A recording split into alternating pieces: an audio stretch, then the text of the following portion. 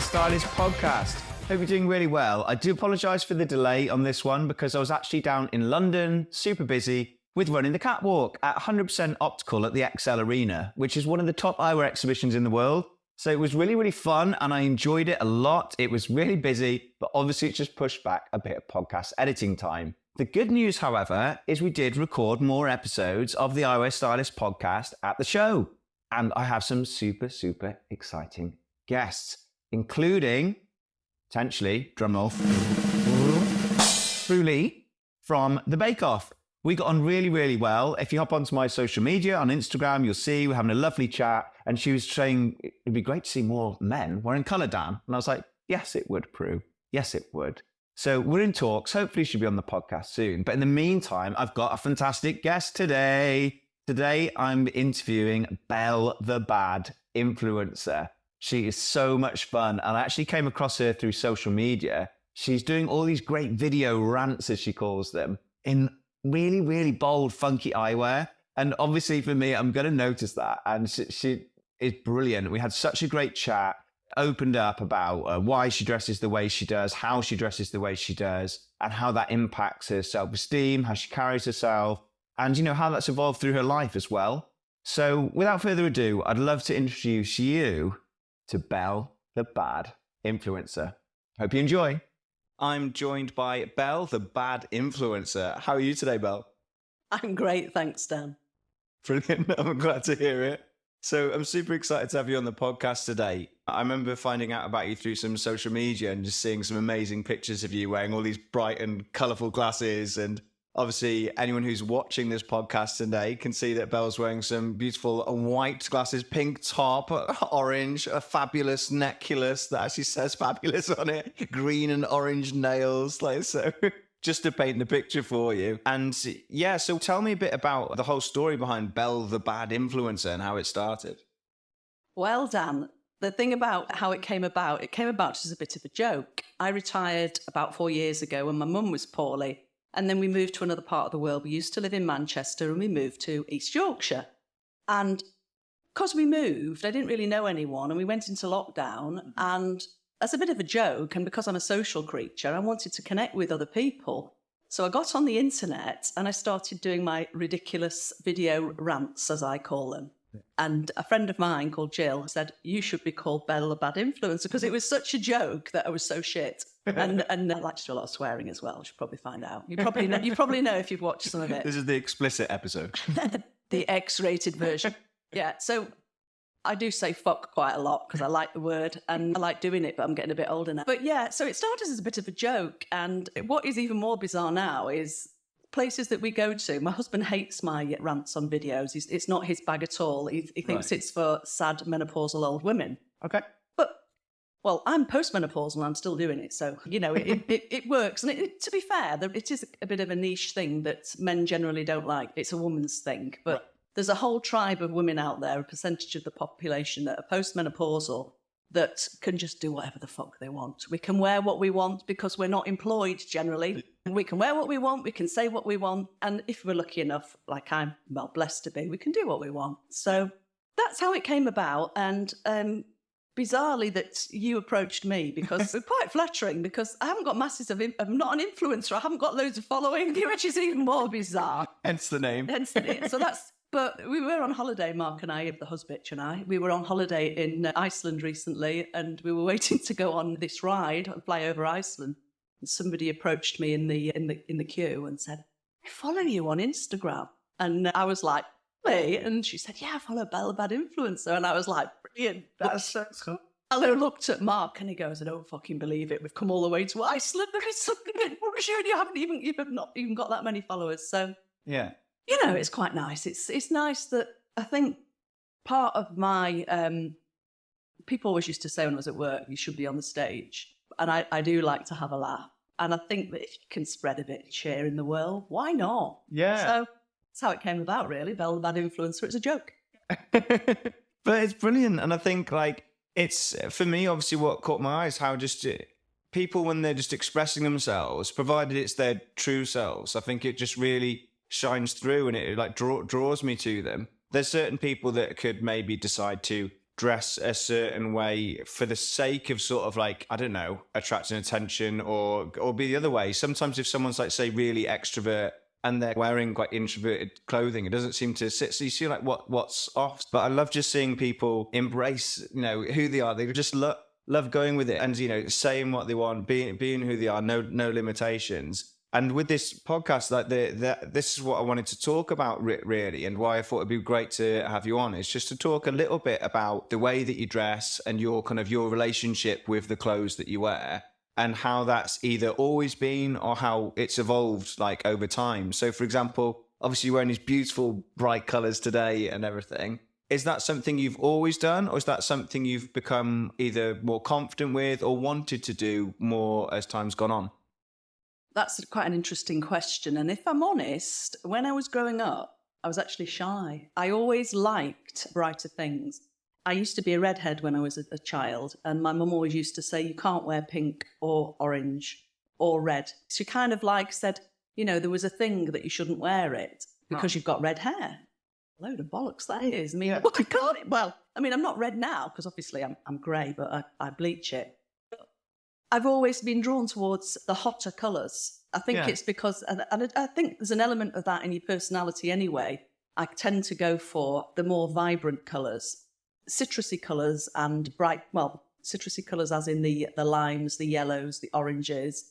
And I also like bright pink and red as well. So, you know, that's, and I think it's come about more, it's grown on me. I mean, I'm nearly 60 now. So when I was at work, well, in my first job, I was a policewoman. So you're kind of limited. You can't really wear fluorescents, can you, when you're out on the beat? You're kind of stuck to dark blue it was back at the time, nearly black. So, which is fine if it's a uniform. And latterly, I worked with children that have been excluded from mainstream school in a pupil referral unit, managing a team there, including a drug worker, someone that did work placements, and it's like a social work team.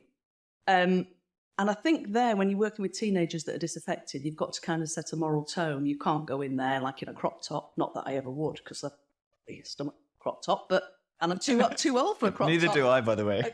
Crop top and hot pants are off the list at the moment. I don't think they'll ever be back on the list. But yeah, so I kind of had to tone down what I wore. I always had nice clothes, but it wasn't until really that I stopped being employed by an organisation that I felt able to dress in what pleases me. And I do now. Some days I'm at home, I'm just in leggings and an old sloppy jumper if I'm walking the dogs. But if I go out or if I do one of my rants, I'll put an outfit on. Brilliant. And it does make you feel better. I mean, I think part of getting dressed and expressing yourself, it's about letting the world know who you are and not being afraid of that. And I wish it had happened to me when I was in my 30s or even in my 20s, but it's happened to me more in my 50s, really. And so it's not just the clothing, it's the whole lot. I do think that when you're getting ready, the way I see it is, because I love art, I'm into art in a big way. When you get dressed in a morning, if you're doing something and you want to like present yourself, it's like painting a picture. You're adding colour and you're adding a dimension that's to do with a feeling. Yeah. And some days you might be like, if you go to a funeral, you're not going to go like this. Well, I certainly wouldn't. I mean, some people do say wear bright clothing, but I think sometimes I'd feel a bit disrespectful. I'd tone it down. I certainly wouldn't be, boring, but it's more about how I feel, and that's how the colour comes out and the glasses. I think that's the big thing, like with it, it's that relationship we have with our clothes. It's quite emotional, isn't it? Yeah. Like, and it's how we sort of like cultivate that and react to it. So it's interesting. So essentially, am I getting the sense that you kind of like always have enjoyed brighter colours and almost felt a bit strapped in from being able to express yourself, and it's kind of more being employed and stuff like that, and certain positions that's made you maybe held you back from wearing the colours that you've always wanted to wear? Is that sort of what you're explaining? Yeah, definitely. And I think there's for good reasons that you are held back, but by the same token, I think we should all have the freedom to be an individual. I'm probably quite conservative in that I don't like, we spoke earlier about having facial tattoos. that's a step too far for me. But if somebody else has got the balls to do it and they can, you know, earn a living and still be themselves, hats off to you. Haven't got a problem with that. It's the same with facial piercings. Not my bag, but other people that do it, you know, hats off to you if you've got the balls to do it and you can go through the pain threshold, you know, then that's fine. But for me, I like to do it with something that when you strip it back down to the bare wood or the bare flesh, if you're unlucky enough to witness that, you know, you're dealing then with how you were and not mucking about with what you've got. I mean, you're a blank canvas, really, aren't you? You can add anything else to it. And for me, it doesn't have to be, you know, that you've got a blank canvas to work on and you've got as many colours as you need to work with. It's true. Like, I think that's interesting what you're saying, because I think we were talking about that whole facial tattoo, because obviously when you're talking about your dress, I think genuinely, I feel like I've noticed, and I think a lot of people have noticed, that slowly but surely, in terms of what we can wear for work, that dress code has been broken down for not being required to be as formal as what it once was. So, you know, when we did, obviously for men having to wear the suit and the tie and the brooch and all that sort of stuff, that slowly kind of the tie's gone, you know, such the open collared shirt, sometimes a t-shirt, then the trousers are becoming jeans, the brogues are becoming sneakers. And obviously with women as well, like not feeling that you need to be hemmed in or have to dress that certain way. And then obviously, whether that's through social media and kind of being able to see people express themselves and be successful regardless of what they wear. But there's obviously, potential limitations. I think Post Malone's okay with this doing his facial tattoo because he's not worried about having to get a job at an accountant's or anything like that. I think if you're a rock star, you can probably feel comfortable with it. But I suppose, so when you are, you know, you're getting up of a morning, we've talked about the clothes being a bit like a painting, and that emotional relationship you have with them. So what's your general thought process in terms of, you've got up in the morning, before you're picking what outfit you're going to wear for the day? I suppose it's a two-part of this in terms of, what's your sort of thought process in terms of what in general you're going to wear for that day? And then following that, where would you start with an outfit? Is it the jacket, the shoes, the glasses, the dress, or, you know, where do you begin? Yeah, another good question. I start with the colour, how I feel, what my response to how I'm feeling and what the colour is. Like, for example, this morning, I knew I was coming out to see you. Yeah. So obviously I don't want to come out looking like a bag of shit in a pair of leggings and a jumper. So I think to myself, like, what am I going to wear now? And because probably in the past it's been taboo wearing pink and orange together, it's like, fuck it, that's what I'm going to wear. Perfect. And I've got pink tinted glasses. And I always think, well, I always wanted a pair of pink tinted glasses. And these, who doesn't want to look at the world through rose tinted glasses? Oh, you're preaching to the choir. Exactly. So, I mean, I have many, many pairs of glasses, and it's how it goes with the outfit and how it makes me feel. And I've also, don't know whether you've seen my fabulous necklace. There's a story behind my fabulous necklace, and I've bored everybody with it, probably bored you with it, but you're hearing it again. When members of my family have died and I've inherited the jewellery, I wanted to have something made that, rather than just wearing something of somebody else's, because that's not my bag, I like something that's mine. But I kind of, family's important to me, and nearly all of mine have gone now. So I had the jewellery melted down, and I decided I wanted to have a necklace made. Oh, wow. So I went to a local jeweller and said, can you make me a fabulous necklace? And they said, well, what kind of fabulous necklace? I said, a fabulous necklace. Brilliant. So now I can say when I meet people, they go, oh, is that you? Yes, I'm fabulous. Pleased to meet you. So that's amazing. And for anyone that's listening to the podcast, where the Belle's necklace that she's wearing literally says the words fabulous. So so it literally says the words fabulous on, rather than it just being as what we could consider what they might have perceived to be a fabulous necklace. Yes, it's a name necklace. That's it.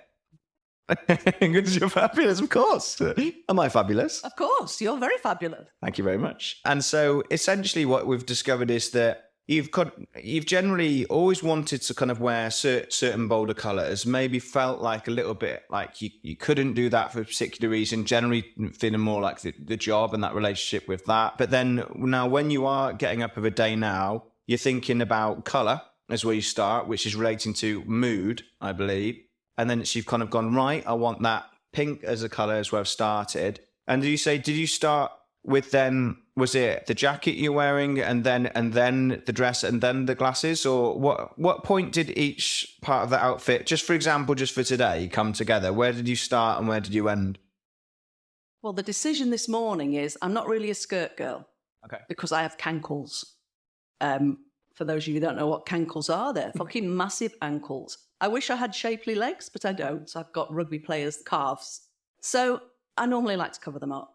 And I was going to wear a pair of bright orange trousers, but then I found I've got a skirt off Vinted for £5. I love a bit of Vinted.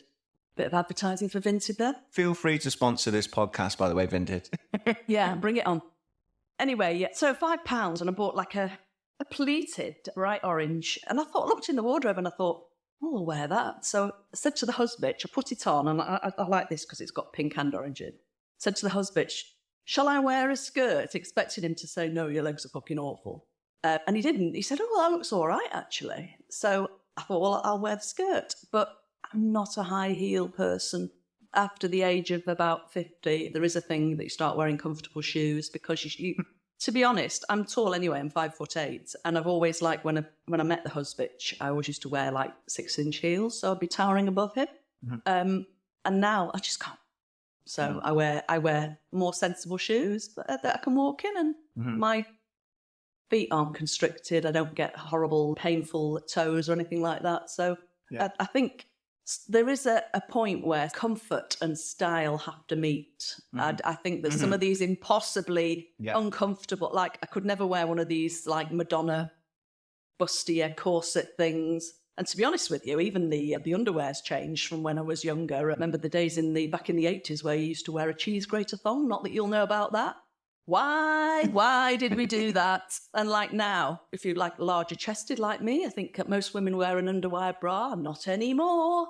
Pull over the top ones, comfort is key. Not very sexy, but I think when you get to my age, you're not interested in being sexy. You know, and I think that there's pressure when you're certainly of childbearing age. And I know when I split up with my ex and I met the husband, and I met him online, which was considered weird back in the early 2000s. It was pretty weird, and you were considered sexual deviants if you met on the internet, whereas we are. But now, you know, people meet and they're not necessarily sexual deviants. I met my girlfriend on there. Well, you could be, you might not be. No judgment is made. But, you know, back in those days, it was a bit weird.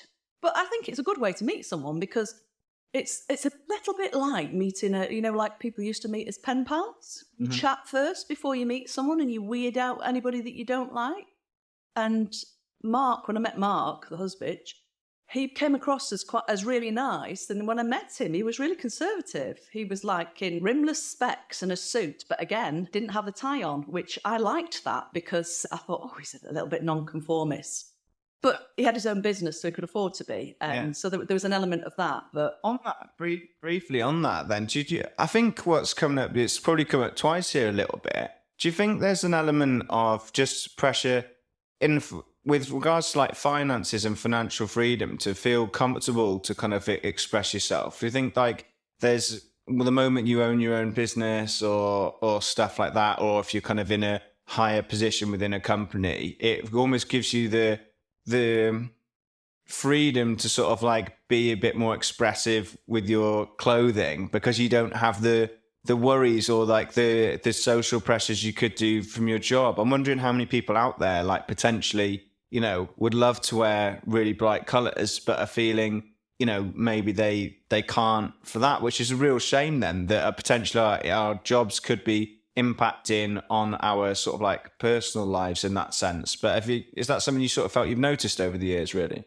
Yeah, 100%. That's part of it, because it's only happened to me really since I've not been employed. And I'm in the fortunate position now. I don't have to work.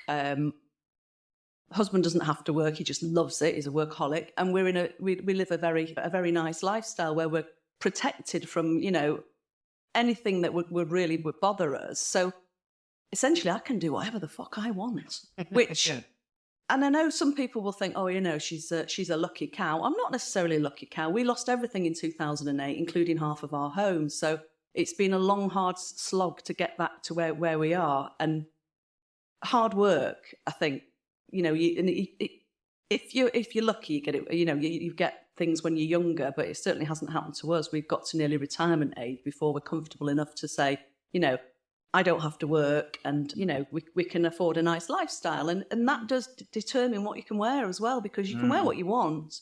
And by the same token, my husband has his own business, and he's changed from suits now. He does wear jeans, and he wears a nice jumper, and he does wear trainers.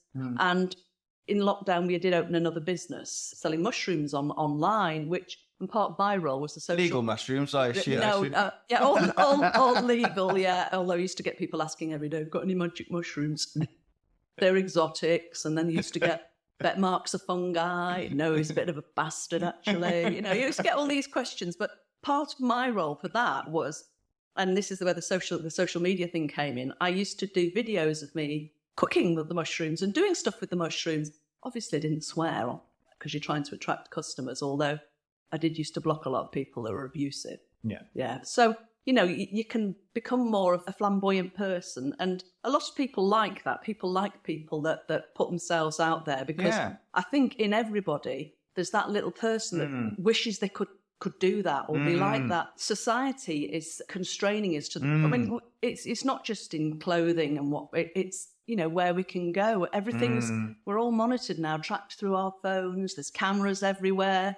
We're like ants in a little ecosystem, and you've got to know your place. And you can't suddenly turn from a small ant into the queen ant. It just doesn't happen like that. And I think it's cultural sort of really as well. I mean, if you go into different countries, you know, sometimes you'll say, oh, they look French or they look Belgian and stuff like that. And I've noticed, obviously, from traveling around the world to all the different eyewear trade shows in Milan last week, you know, I've been to Paris last year, but even from the eyewear suppliers as well, what their ranges are. And you can tell where they're likely to sort of sell well, in a sense. And so there's certain like really creative, bright and colourful frames do brilliantly in Belgium. You know, people in Belgium seem to just love like bright, bold colours, and, you know, of all sorts, in really nice professional jobs, they'll kind of like wear bright and crazy colours. And even like in France, they're quite confident with colour.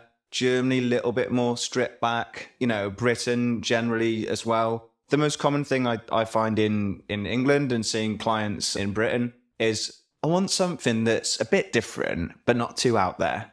Because they don't want to blend into the crowd too much, but they also kind of don't want to stand out too much. It's like this fear of standing out, I think, is quite apparent. And I'm also wondering, like, I think obviously in general, I feel like it's an age thing as well. I feel like the older we get, like the more comfortable we get in our own skin, like, you know, and you feel more comfortable with who you are. And I think the people, I always envious of the people that realize that sooner, you know, like they can embrace it at a younger age. And if you look at fashion, for example, like, and you look at what a lot of the young kids wear, but let's say 18s and early 20s and things like that, you see, I feel like you see a lot of neutral colors, a lot of blacks and whites, like everywhere. But then I feel like as it kind of maybe gets to a different sort of demographic, you start seeing a lot more color coming in. Now, I wonder if that's just because people become more confident with it, and you feel at a younger age need to conform a bit more than the older we get. That's what I like about this podcast, a bit of psychoanalysis, purely opinion-based. But yeah, so we've talked a lot about your relationship with clothes, how it's like a painting, or you kind of deciding how that day is going to look for you, heavily related to your mood. What's your relationship with glasses been? So have you obviously got some really creative eyewear on today, and I've seen you in numerous videos wearing really bold different glasses. Is that something, I mean, do you have much of a prescription? Is it something you've always needed to wear through your life? Have you always worn bolder styles, or how's that sort of journey evolved? And have you always just had one pair, or have you slowly kind of got numerous ones? What's your relationship with eyewear been, really? Another interesting question. I didn't need glasses until I was probably mid-40s. I could still see without them. And when I met Mark had glasses on and he looked pretty cool. And I've always liked men in glasses. And so when I thought I needed glasses, I think men... I do think that people look interesting with glasses on. Yeah. And I think this probably goes back to that thing that you're clever if you've got glasses on. That's ridiculous, I know, but probably harks a bit back to that. But when I met Mark, he was the first person I'd ever been out with wearing glasses. And okay. Not saying I've been out with loads of people, but it quite fascinated me that he had glasses on. Anyway, so But for me, it's probably been, say, mid-40s to now, and I'm nearly 60. It's less than 15 years. And it initially started with glasses when I was driving, and then your vision kind of goes, your nearsightedness goes. So I ended up with a varifocal prescription. And then I was having sunglasses on separately, and then I got fed up of wearing sunglasses and taking my glasses off and putting sunglasses on. I thought, I can't be doing with this. So I used to get glasses that were reactor light. They used to change. And then it's kind of recently evolved even more, going for like tinted lenses, because I think sometimes that's a good way of, reflecting your mood. And I have quite a lot of pairs of glasses now. Some of them aren't good ones. Some of them aren't expensive ones. I have bought cheap glasses from China, and I know that as an optician, you probably don't want to hear that. But I've got probably about 20 pairs of glasses. Some of them are shit glasses, and some of them are good glasses. And I've probably got about 6 pairs that the prescription is bang on in them, because your eyes do change, and you have to keep. That's one of the things. That's an important thing to do. But that's probably how I've kind of with my glasses wearing. So you essentially, you didn't really require glasses on a prescription basis until sort of 40, 45 age. And then at that point then, did you just have one pair for quite a while? I mean, was it in terms of like, and when you're choosing to have different pairs, what's the sort of general reasoning behind that? Is it like a functional sort of reason? Obviously you talked about the sunglasses, then going transitions. That's quite functional, I would say, in terms of reasoning, but obviously on a fashion basis as well. In that sense, was it one of those things where you were comfortable for quite a while having one pair for everything, or was it one where you felt you almost needed to build that wardrobe to work with the outfit? Sort of where did it evolve into the 20 pairs once it got beyond just the function sort of side of things? I think if I'm honest, I always would have liked 20 pairs of glasses, but I think sometimes money comes into it. It does. Yeah. And, when I did need glasses, I always went for a stylish pair, but I wasn't in a position to be able to afford more, and now, you get more expensive glasses and better eyewear. And if you can afford more, you're going to go for more, because let's face it, it's like a piece of jewellery for me. You're putting like a makeup on, I don't wear an awful lot of makeup, but I am fond of a bright pink and a bright red lipstick. Yeah. And that's probably a bit of the peacock in me. And, we like to, it probably is an element of vanity, but some of it is, I don't wear glasses or clothes or makeup for anybody else but myself. And if someone else doesn't like it, that's their issue. My nan used to say, if it suits the wearer, bugger the starer. And I've always stuck with that, because I'm wearing it for me. If it pleases me, that's good. Yeah. And did you say that you mentioned something when we were talking earlier about you felt like potentially people talk a bit more about the glasses than they do the clothes sometimes? Is that something you noticed? That again, you've just jogged my memory. Yeah, I find that probably as human beings we're quite reserved, and we're less likely to comment on somebody's clothing because we think that that's personal. But people will comment on your glasses. And I've had a lot of people saying, oh, I love your glasses. And I think they feel it's safe to comment on somebody's glasses because more than their clothing, because they don't want to be critical, but they want to maybe compliment your choice of eyewear. And it's a great way in as a conversation. And other people that wear glasses will often stop you and say, I love your glasses. And I think one of the reasons why you found me is because you wear weird glasses. I love glasses. What's behind that? What's going on in your head to make you pick certain glasses? But I think glasses are a great thing. Well, from a functional point of view, if you can't see, you bloody need them, don't you? But it's more than that. Glasses shouldn't be just functional. And anybody that's going round in a pair of boring specs, you need to fucking up your game. You do, because life, there's loads of glasses out there. And I mean, you've got some fabulous frames. You've got some wonderful tints. You've got wooden glasses. Who has wooden glasses with? There's some glasses with "fuck off" written all over them. So I mean, who doesn't want a pair of glasses that says "fuck off" on the front? So there's got to be a place for stuff like that, and you don't see these things everywhere. My worst nightmare when I was wearing glasses. I mean, there's a stage where all of us have to go to somewhere to have our eyes tested, and one of the big high street ones that I went to, after I had my eyes tested, the woman dragged me downstairs and then without like, do you want to buy some glasses? I'd only gone for an eye test. I didn't expect to buy any glasses. She's coming up to me with an iPad and holding it next to my head. And I'm like, what are you doing? She goes, I'm working out what shape your face is. I was like, what do you mean?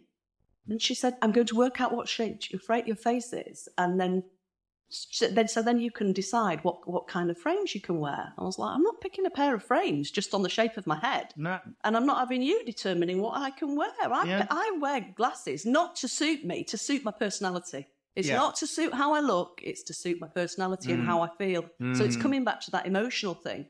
I'm wearing them to look, to fit in some pigeonhole of what some woman thinks that how I should look. Exactly. If I need help in that direction, I'm not having it off some randomer. No, and I think that's the thing. There can be a temptation, like almost.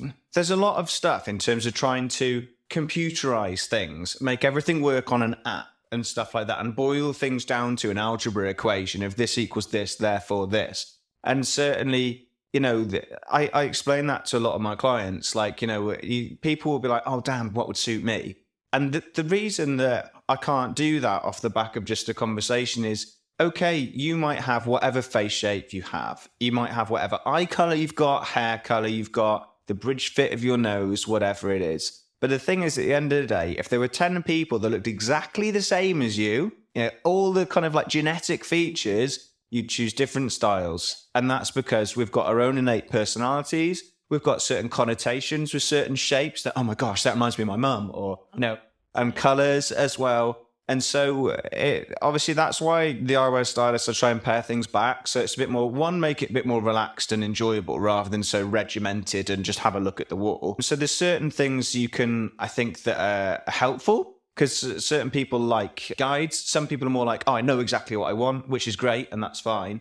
But certain people are like, oh, I just want a bit more advice, because there's a big maze of glasses, isn't there, to search from. There's like thousands of different options. And even though we do have all these wonderful options, the glasses that say fuck off across the front of them, it's knowing sort of like, but what could work well for me? And so certain parts of that in terms of face shape, skin tone, you can kind of use as guides. But I say this to death, every appointment that I have is guides, not rules. And you start off with the guides to kind of just give you a sense of where to start from. But then quite quickly, you can learn that like where someone's sort of confidence level is, and also sometimes pushing people outside of their own limitations of what they think they can wear. Because what you can have is glasses at the end of the day, they're not designed to be on a shelf. They're designed to be on a face. And you can look at them on a shelf and think, oh, that wouldn't work for me. But actually, there can be some really exciting pairs that you could put on and could work really well. And on a wall as well, you could see all these black glasses and then see suddenly some colourful ones and think, oh, dare I try those ones? But you don't want the assistant to laugh at you or say, oh, that's not going to work for you. So just having some privacy to be able to do that with confidence as well. But I know exactly what you're saying. You should never be told, because you look like this, therefore these are your only options. You need a bit more freedom than that, don't you, really?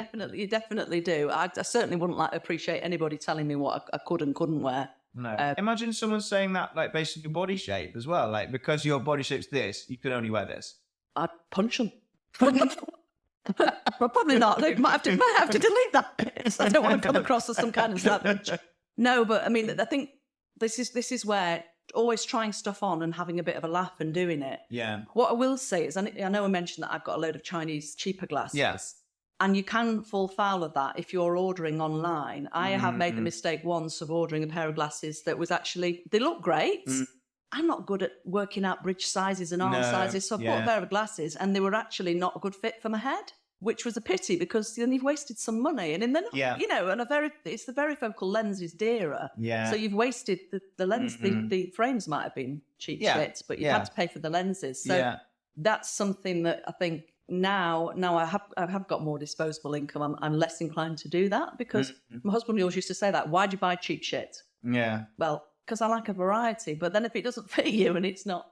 No. And I think that's it really. Like, I think the challenge for sort of in terms of buying glasses online, I get the understanding, just like I'd shop online for clothes, I got some t-shirts from like Boohoo Man and things like that. It's kind of more fast fashion and things as well. But with choosing glasses online, the challenge is size. Like, so it's not quite like shoes where, I'm a size 9, therefore it's highly likely these are going to fit me.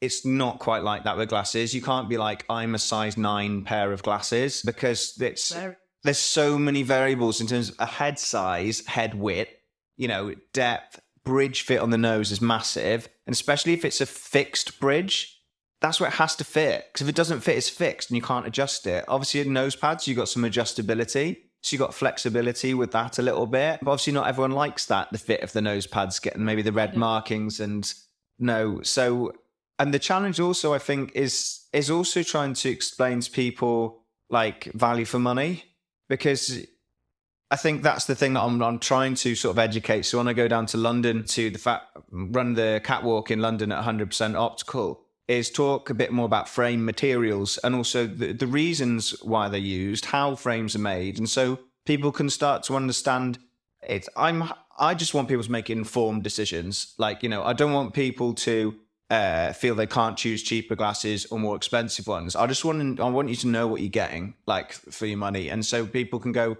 oh, that's this price, therefore for this price, this is what I should be getting. Or if this isn't, this is a bit cheaper, then I know that, okay, it's cheaper, but I know why it's cheaper. As provided I think that's the case, then I think it's great to have a wide range of frames and stuff. But yeah, sometimes that knowledge can be a bit lacking. And my issue with the virtual try-ons as well, like, there's a lot of online virtual try-ons for eyewear, is, again, it's mad. It's like, it doesn't work, because it's like I found a pair of shoes that I love. Let's say you find some really cool, like, pink and orange Nike Dunk shoes or something. Like, they look great. What would they look like on me? And it superimposes them onto your foot. But you're a size whatever, say size 6, and they come through and they're a size 10. But that's because it's in the virtual try-on, it's superimposed it to make it look like it fits, but it's not true life to size. If you've got a massive head, they're going to look ridiculous. Yeah. Tiny little things. Exactly. So you might love that pair of glasses, and in the virtual try-on looks really good, but the actual size, and especially with bridge fit on the nose, it's so crucial. It's not quite, again, like shoes, where even if shoes are a little bit small, they might have a bit of give in the sort of leather and stuff like that. You're strapped in when it's kind of like a rigid sort of plastic or acetate like that. So I do understand the reasoning behind it, but the challenges that you have as well. Have you been through that journey before where you've tried the sort of virtual try-on sort of thing then, or? Yeah, you try them on, they superimpose them on your head, and it's usually at night when you're a bit pissed, and you put them on and you've got these like really cool cat's eye glasses, and you think, yeah, look, the dog's bollocks. And then the glasses arrive and they're tiny and they're flimsy, and you just look like a mad old woman wearing someone else's glasses. So yeah, not always the look you're going for. And when I used to have my hair longer, went through this bizarre thing that I thought that if I had more hair, I'd look thinner. And same with glasses. If I had bigger glasses, I'd look thinner, which was absolutely deluded and ridiculous. And now that I'm older and I don't care about looking young or feminine, I've got virtually no hair and I'm still going for big glasses. Not to try and look thinner, because as we said before, I'm looking like a fat Annie Lennox today. But sorry about that, Annie. But yeah, I think when you realise that you're wearing stuff just to please you and look is just to please you, you're less bothered about what other people think. Yeah. And I think the confidence in that then rubs off on other people. Yeah. And people that aren't going to hate you and say, oh, you look shit or you look like an old bag. Oh, there might be some that think it, but probably too scared to say it in case it kicks someone's head in. But no, there's the confidence that comes with that and the freedom to be yourself, I think is quite liberating.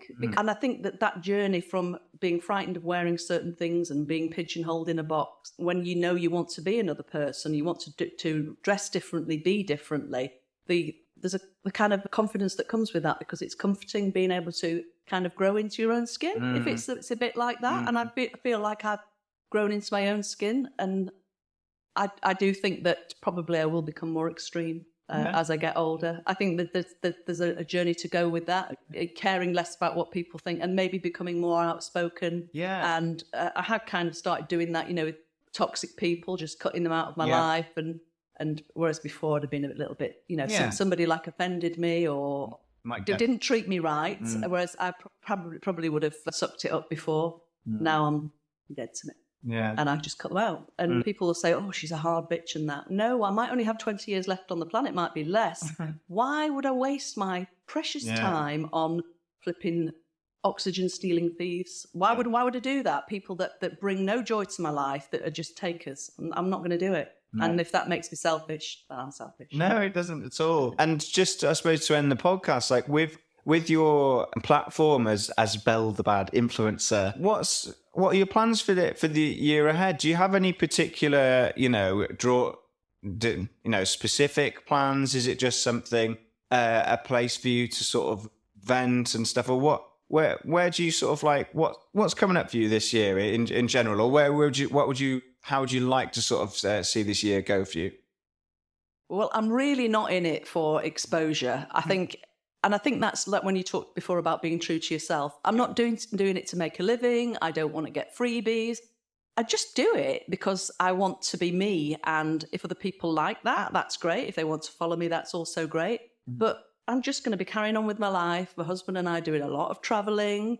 I do a lot with my 3 dogs. And I know it just probably sounds really mundane and really boring, but that's the kind of lifestyle I've got. And that's who I am. It's just, that's just me. I'm not out there to make money, and I'm not out there.